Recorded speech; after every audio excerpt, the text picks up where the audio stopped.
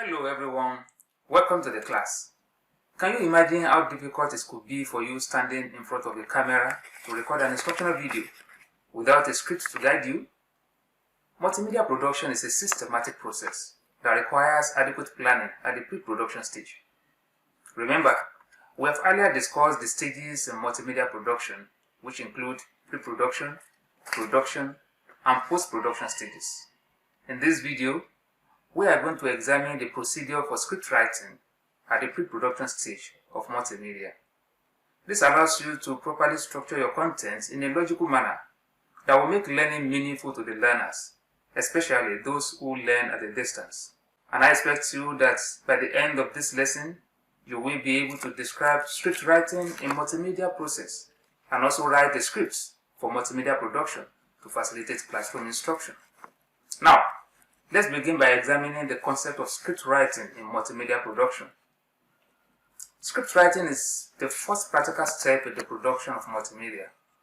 Within the instructional setting, script writing involves writing down the content to be presented to your learners through the multimedia resources like videos, simulation, audio, and the likes. Similar to presenting the content in the face-to-face classroom setting, script writing helps you to logically organize your thoughts, determine the content to be presented to your learners, and create a flow for your narration. So, when you stand before the camera to record an instructional video, a script will guide you to present the content logically and seamlessly. In the next section, we will discuss the steps to follow in writing the scripts for effective multimedia production. Now, let's consider these stages, the stages you need to follow in writing your scripts. The first one is the program idea. This is the conceptualization stage, where you visualize the entire process of multimedia production. For instance, if you are developing an instructional video, you need to ask at this stage, why is it necessary to have an instructional video for this particular content? Answers to this kind of question will guide you in coming up with a content that will be appropriate to the learning needs of your learners. Number two, that's the second step to consider or to follow when you are writing your script, is that you need to analyze your audience. It is important for you to analyze and understand the specific characteristics of your learners so as to develop content that will meet their learning needs.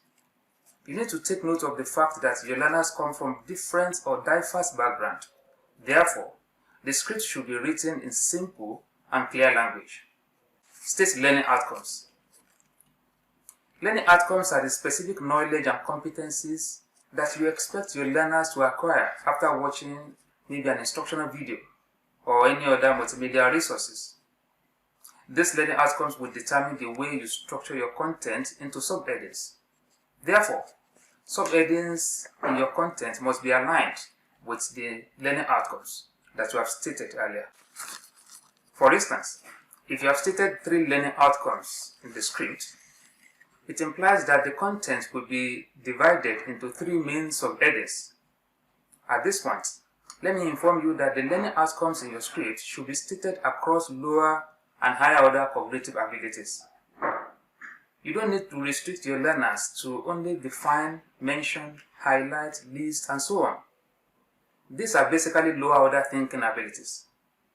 Although they are also important, but you also need to ensure that your learners are able to analyze, evaluate, write, assemble, justify, and develop, as the case may be. These higher order cognitive abilities will prepare your learners for their future workplaces.